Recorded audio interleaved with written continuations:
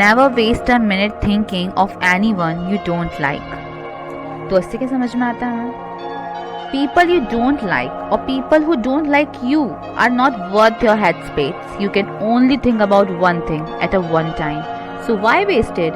Use each moment to love your self and to become better. Understand? उनके बारे में सोचकर हमें टाइम वेस्ट बिल्कुल भी नहीं करना है जो हमारे लिए मायने ही नहीं रखते हैं। अपने पेरेंट्स के बारे में सोचना है, अपने लिए सोचना है, अपने ड्रीम्स के बारे में सोचना है और अपने टाइम को वेस्ट बिल्कुल भी नहीं करना है। अंडरस्टैंड? सो इसी मोटिवेशन के साथ में हम आगे बढ़ते हैं अपने सेकेंड पार्ट की तरफ और अपने चैप्टर को कंप्लीट करते हैं। So let's get started. किया है वो हम देख लेते हैं। रॉ मटेरियल से कैसे सब्सटेंस होते हैं जो कि नेचुरली मिलते हैं हमको, जैसे कि वुड हो गया, मेटल्स के ओर्स हो गए, और प्रोड्यूस बाय फार्मर्स और हर्डर्स, जो कि फार्मर्स और हर्डर्स के द्वारा भी प्रोड्यूस किए गए हैं। These are then processed to produce finished goods. तो ये जो हैं प्रोसेस्ड फिनिश्ड गुड्स को इन्होंने क्या किया है? प्रोड्यूस किया है प्रोसेस्ड करके। फॉर एग्जांपल कॉटन को ले लो, जो कि फार्मर्स के द्वारा प्रोड्यूस किया गया है। प्रोड्यूस करना मतलब कि बनाया गया है, उसका उत्पादन किया गया है, जो कि एक रॉ मटेरियल है। That may be process to make cloth, जो कि जिसका यूज़ किसके लिए बना किया जाता है? कॉटन का यूज़ किसके लिए किया जाएगा? क्लॉथ्स के लिए किया जाएगा, कपड़े पहनने के लिए यूज़ किया जाएगा। While some of the raw material that the Harappans used were available locally, और जो रॉ मटेरियल्स का बाकी चीज़ों का हड़प्पन्स यूज़ करते थे वो लोकली अवेलेबल होता था, जैसे कि कॉपर हो गया, गोल्ड हो गया, सिल्वर हो गया, स्टोन्स हो गए प्रीशियस टाइप्स के। तो वो क्या था? खरीदे जा सकते थे अपनी पास की जगह से। हड़प्पन जो थे वो प्रोबेबली कॉपर को आज के टाइम पे कहाँ पे है? राजस्थान पे, and even from Oman in West Asia. तो अच्छा, जो कॉपर है वो आज के टाइम पे कहाँ पे? राजस्थान में और ओमान में मिलता है ज़्यादातर। टिन, जो कि which was mixed with copper. Tin को किसके साथ मिलाया जाता है? कॉपर को साथ मिलाया जाता है, जिससे क्या बनता है? ब्रॉन्ज मिलता है। क्या होता है? टिन को कॉपर के साथ मिलाते हैं जिससे ब्रॉन्ज बनता है। May have been brought from present day. कहाँ से खरीद सकते हैं? अफगानिस्तान से। देखिए बहुत अच्छी चीज़ है। राजस्थान से हमको क्या मिला? कॉपर मिला,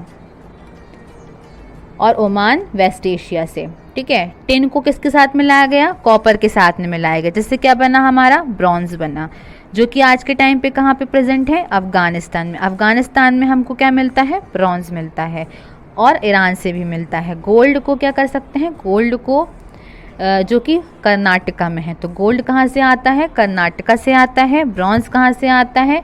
अफगानिस्तान से आता है। और कॉपर कहाँ से आता है? राजस्थान से आता है। And precious stones from present day Gujarat, और प्रीशियस स्टोन्स कहाँ से आते हैं? गुजरात से आते हैं, ईरान से आते हैं और अफगानिस्तान से आते हैं। How were goods carried from one place to another. अब जो गुड्स हैं उनको हम एक जगह से दूसरी जगह पे कैसे ले जा सकते थे? इसका इलस्ट्रेशन भी देख लीजिए, कितना प्यारा दिया गया है ना सामने। इस तरीके से हम लेके जाते थे। एक व्हीकल टाइप का होता था। Can suggest why what the mode of transport used by Harappans were? Did you come across illustrations of wheeled vehicles in earlier lessons? ये देखिए wheeled vehicles, इनका यूज़ किया जाता था। जैसे कि हमको कोई चीज़ एक जगह से दूसरी जगह ट्रांसपोर्ट करनी होती थी तो स्टोन से ये व्हील्स बनाए गए थे। Food for people in the cities. अब हम देख रहे हैं लोग वहाँ पर जो सिटीज़ में रहते थे, जो लोग वो क्या खाना खाते थे। Food for people in the cities. While many people lived in the cities, others living in the countryside grew crops and reared animals. तो जो सिटीज़ में जो लोग रहते थे और जो सिटीज़ के अलावा जो ग्रामीण इलाकों में रहते थे वो क्रॉप्स ग्रो करते थे, एनिमल्स को पालते थे। तो फार्मर्स और हर्डर्स क्या करते थे? क्राफ्ट पर्सन्स को, स्क्राइब्स को, रूलर्स को फूड सप्लाई करते थे। हम सभी जानते हैं कि जो प्लांट्स के द्वारा रिमेन्स हमको मिले हैं जिन्हें हड़प्पन्स ग्रो करते हैं, जैसे wheat, barley, pulse, peas, rice, sesames that means तिल, लिनसीड, अलसी and mustard. A new tool the plough. अब प्लफ किसे हम कहते हैं? हल को कहते हैं। हल को किसके लिए यूज़ किया जाता है? खुदाई के लिए, ताकि हम सॉइल को निकाल सकें और उसमें सीड्स की प्लांटिंग कर सकें, मतलब कि सीड्स डाल के हम प्लांट को ग्रो कर सकें। जो प्रोसेस होती है उसे हम क्या कहते हैं, प्लांटिंग कहते हैं। प्लांट्स को ग्रो करने की प्रोसेस प्लांटिंग। वाइल रियल प्लव्स, जो रियल प्लव्स हैं जो कि वुड से बनाए गए हैं ज़्यादातर, वो सर्वाइव नहीं कर पाते हैं, मतलब कि जल्दी टूट जाते हैं। तो toy models have been found, तो टॉय टाइप के जो मॉडल्स हैं वो खोजे गए, तो वो मिल गए। टॉय मॉडल्स, तो जो टॉय मॉडल्स दैट मीन्स जो वुड के बनाए होते थे प्लव, जो वुड के लकड़ियों के जो हल बनाए जाते थे वो ज़्यादा दिन तक सरवाइव नहीं कर पाते थे, जल्दी टूट जाते थे, क्योंकि हमें खुदाई करनी पड़ती थी सीड्स को प्लांटिंग के लिए, सीड्स डालने पड़ते थे, बीज डालने पड़ते थे, तो वो टूट जाता था। तो क्या करते थे, टॉय मॉडल्स फाउंड हुए। उसमें क्या था कि अब ये जो रीजन था वहाँ पे हैवी रेनफॉल ज़्यादा नहीं होती थी, मतलब इस इलाके में ज़्यादा जहाँ पे प्लांटिंग हो रही होती थी वहाँ पे ज़्यादा रेनफॉल नहीं होती थी। तो इरिगेशन के फॉर्म को भी ढूंढा गया, मतलब जहाँ इरिगेशन के लिए, सिंचाई के लिए भी हमको हल चाहिए, तो इरिगेशन के लिए भी कुछ साधन ढूंढे गए, जैसे कि वाटर को स्टोर करके रखा जाता था ताकि फील्ड्स में पानी को डाला जा सके और जिससे प्लांट को ग्रो होने में हेल्प हो। अब प्लांट को ग्रो करते तो हम सीड्स डालते हैं, फिर वाटर भी उसे चाहिए, फर्टिलाइज़र चाहिए, इसलिए इरिगेशन करना पड़ता था। जो हड़प्पन्स थे, हड़प्पन्स कौन, जो हड़प्पा साइट में रहते थे उन्हें हड़प्पन्स कहते हैं। तो हड़प्पन्स जो हैं वो कैटल को पालते थे, जैसे कि शीप, गोट, बफेलो, उनको पाला करते थे। Water and pastures were available around settlements, however in the dry summer month large herds of animals were probably taken to greater. अब जब समर का मंथ आता था, गर्मी का मौसम आता था, तब एनिमल्स के झुंड को हमें लेकर जाना पड़ता था दूर दूर डिस्टेंस में। किसके लिए ले जाना पड़ता था, ग्रास और वाटर के लिए ले जाना पड़ता था, ताकि वो ढूंढ सके, क्योंकि अब समर आ जाता था, पानी भी सूख जाता था, तो एनिमल्स को एक जगह से दूसरी जगह पर लेकर जाना पड़ता था ताकि वो ग्रास और वाटर को ढूंढ सकें और फिर हम वहाँ पर प्लांटिंग शुरू कर सकें। They also collected fruits like ber, caught fish and hunted wild animals like the antelope. तो अब a closer look, Harappan towns in Gujarat.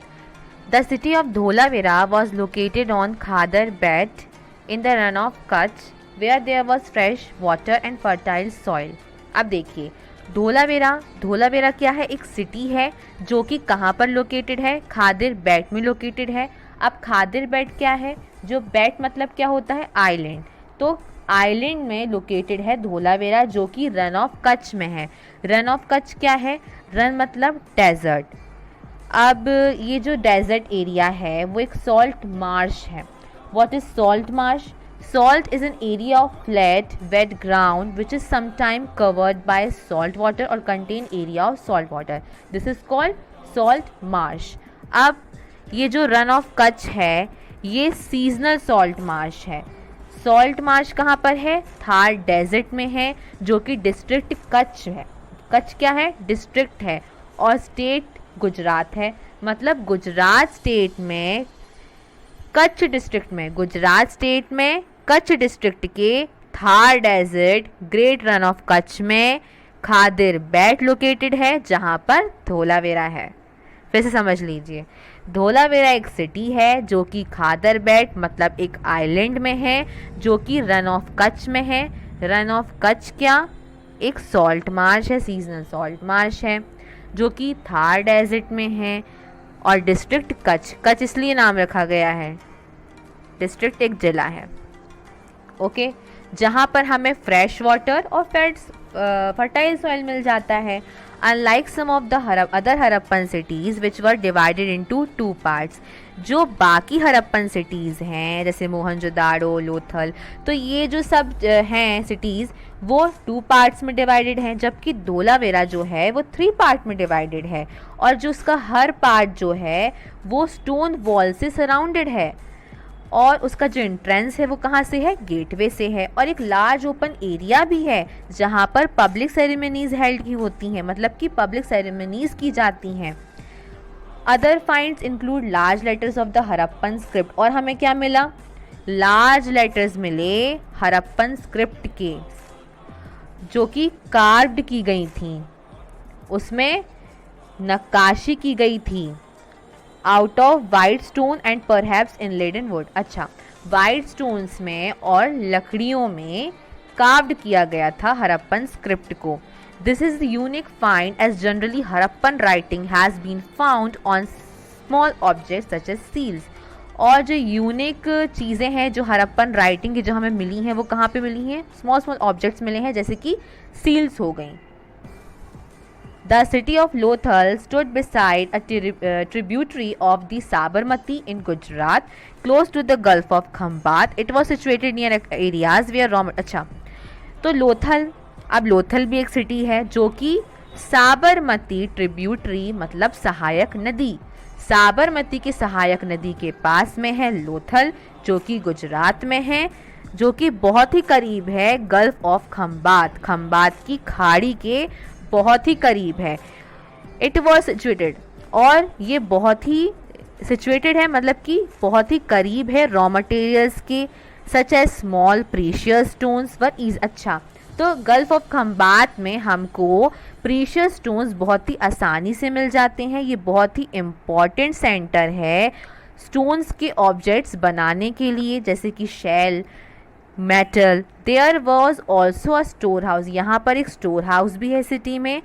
यहाँ पर बहुत सारी सील्स मिली हैं, उनकी सीलिंग्स मिली हैं, and the impressions of seals and clay were found in this store house. तो इस स्टोर हाउस में हमको सील्स भी मिली हैं और सीलिंग्स भी मिली हैं। अब इसका जो डिफरेंस है ना सील्स एंड सीलिंग्स का, वो आगे है। अब देखिए जो बना है ना सामने फिगर, वो एक डॉकयार्ड है। डॉकयार्ड मतलब ह्यूज टैंक, बड़ा सा टैंक। ये जो हमें सामने स्क्रीन पर दिख रहा है ये एक टैंक है जहाँ पे बोट्स और शिप्स आती थी, कहाँ से, seas through the river channel. River channel के थ्रू ये बोट्स एंड शिप्स आती थी समुद्र से। Goods were probably loaded and unloaded है। अच्छा, तो इसी की हेल्प से, इसी टैंक की हेल्प से हम गुड्स को लोड कर पाते थे, अनलोड कर पाते थे, मतलब ले पाते थे और दे पाते थे। A building that was found here was probably a workshop for making beads, pieces of stone, half-made beads, tools for bead making and finished beads have all been found here. तो यहाँ पर जो बिल्डिंग हमें मिली है तो ये हमें लगता है कि एक वर्कशॉप थी जहाँ पर बीड्स बनाए जाते थे, स्टोन के पीस बनाए जाते थे और हर तरीके के Beed, tools for bead making के लिए टूल्स बनाए जाते थे। तो इस तरीके से यहाँ पर वर्कशॉप चलाई जाती थी जिससे इन ऑब्जेक्ट्स को बनाने में हेल्प होती थी। Seals and sealings. अब सील्स एंड सीलिंग्स में क्या डिफरेंस है? तो जो सील है, सील में have been use to stamp. Seals जो होते हैं, जो आज के टाइम पे जब हम कोई प्रोडक्ट लेते हैं तो उसमें सील लगी होती है ना, तो सोचिए उस टाइम पे भी सील्स का यूज़ उन्हीं चीज़ों के लिए होता था। Seals may have been used to stamp bags or packets containing goods that were sent from one place to another. तो सील लगाई जाती है, स्टैम्प लगाया जाता है। स्टैम्प किस में लगाया जाता है? बैग्स में, पैकेट्स में, जिसमें गुड्स होते हैं, ताकि ये पता चल सके कि जो एक प्लेस से दूसरे प्लेस में जा रही होती है, तो जैसे कोई भी ऑब्जेक्ट हो गया, कोई उसमें गुड्स रखे हैं तो उसमें सील लगाई जाती थी ताकि एक प्लेस से दूसरी प्लेस ले जाने में आसानी हो। After a bag was closed और tied a layer of wet clay was applied. अब ये सील क्या होती थी? जैसे कि बैग को क्लोज कर दिया, बांध दिया, उसके ऊपर एक वेट गीला क्ले लगा के नॉट टाइप की बांधी जाती थी और सील को प्रेस कर दिया जाता था। उसे क्या कहते हैं हम? सील। और जो सील का जो impression is known as sealing. The impression of the seal is known as sealing. If the sealing was intact, one could be sure that the goods had arrived. अच्छा, अब जो सीलिंग है वो बिल्कुल सही से हो जाती थी तो मतलब सामने वाले को समझ में आ जाता था कि जो गुड्स हैं वो आ चुके हैं, सेफली आए हैं। यदि उसमें कुछ भी गलत हमको दिखा, मतलब कि कुछ गुड्स जो हैं वो सेफ नहीं हैं। समझ गए आप? सील्स आज भी यूज़ होता है, कोई भी हम सामान लेते हैं उसमें सील लगी होती है, उसकी डेट, एक्सपायरी डेट, ये सब लगी होती है ना, स्टैम्प लगा होता है, तो स्टैम्प पे भी यूज़ होता था। The mystery of the end. अब जो भी हमारे दिमाग में कन्फ्यूजन है वो यहाँ पे सॉल्व हो जाएगा। Around 3,900 years ago, we find the beginning of a major change. 3,900 साल के आसपास के यदि हम बात करें तो हमको एक बड़ा चेंज देखने को मिला, एक बड़े चेंज की शुरुआत हुई। हमने उसे ढूंढा। पीपल जो थे, वहाँ के जो लोग थे, उन्होंने उस सिटीज़ में रहना छोड़ दिया, मतलब कि बंद कर दिया। Writing seals and weights were no longer used. जो राइटिंग स्क्राइब्स थे और सील्स थी, वेट्स थी, वो उनका यूज़ होना लंबे समय के लिए बंद हो गया। रॉ मटेरियल्स जो हमने ढूंढे थे, जो कि एक प्लेस से दूसरे प्लेस में जाते थे, बहुत ही रेयर हो गया, बहुत ही कम हो गया।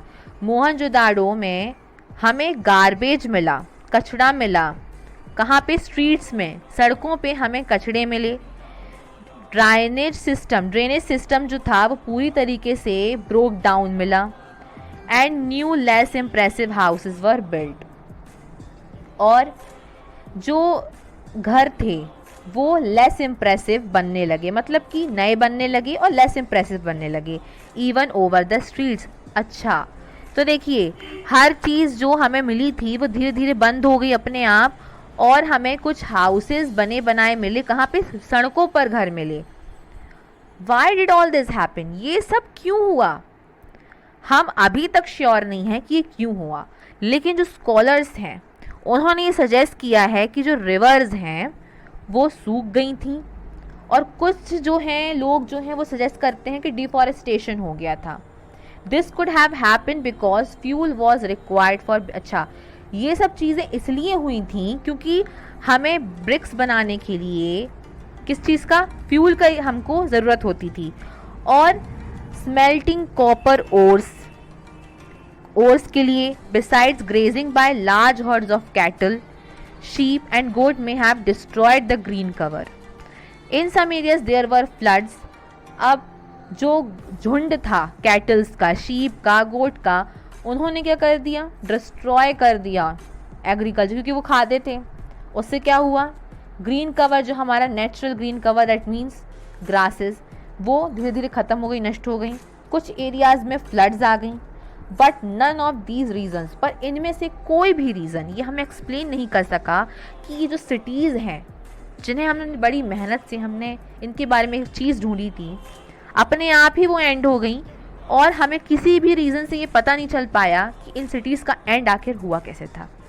फ्लडिंग और a river drying up would have had an effect on only in some areas. तो जो फ्लड्स थी, बाढ़ आई थी, रिवर सूख गई थी, तो ऐसा नहीं कि वो पूरी जगह सूख गई थी, हर जगह नहीं, कुछ कुछ जगह ही हमें ऐसा देखने को मिला था उन सिटीज़ में। ओके, सो जो इफेक्ट थे वो पूरी तरीके से क्लियर दिख रहे थे, और चेंज चारों तरफ पूरी तरह से क्लियर दिख रहा था कि क्या हुआ है, पर समझ में नहीं आ रहा था कि कैसे हुआ है। सो जो सिंध है और वेस्ट पंजाब है, जो आज के टाइम पे कहाँ पे है? पाकिस्तान में है। यहाँ की जो साइट्स हैं उन्होंने लोगों ने उन्हें छोड़ दिया था, और जो लोग थे वो नई जगह पर जाने लगे थे।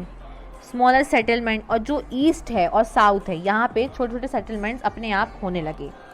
New cities emerged about 14,000 years later. जो नई सिटीज़ हैं वो उभरने लगी 1400 साल बाद। You will read about them in chapter 5 and 8। और इन सिटीज़ के बारे में आप कब पढ़ोगे? चैप्टर 5 में पढ़ोगे और चैप्टर 8 में पढ़ लोगे। When they died, the bodies of kings were preserved and buried in these pyramids. अब क्या होता था, जैसे वो रूलर्स जो किंग्स हैं वो जब मर जाते थे तो जो उनकी बॉडी है वो इसी पिरामिड, इसी टॉम के अंदर प्रिजर्व करके रखी जाती थी।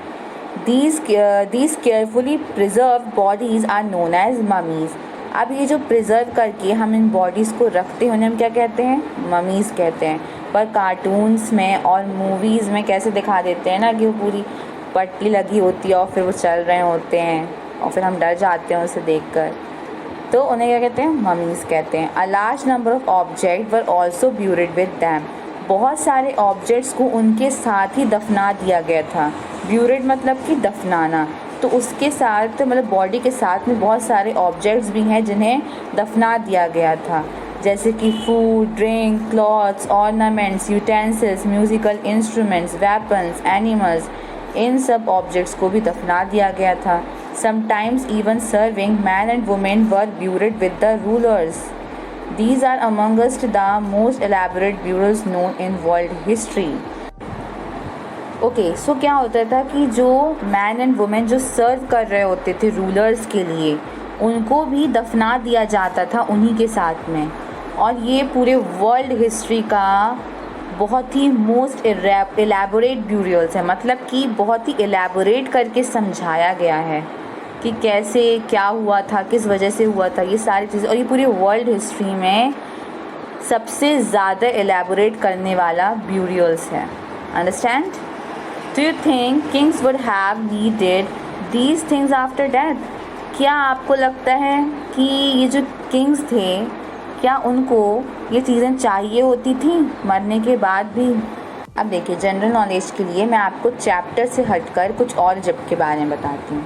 इजिप्ट क्या है? इजिप्ट एक कंट्री है। ओके, उसकी लोकेशन क्या है? North eastern corner of Africa continent. अब जो इजिप्ट का जो हार्टलैंड है, इजिप्ट का हार्टलैंड किसे कहते हैं हम? नील रिवर को कहते हैं।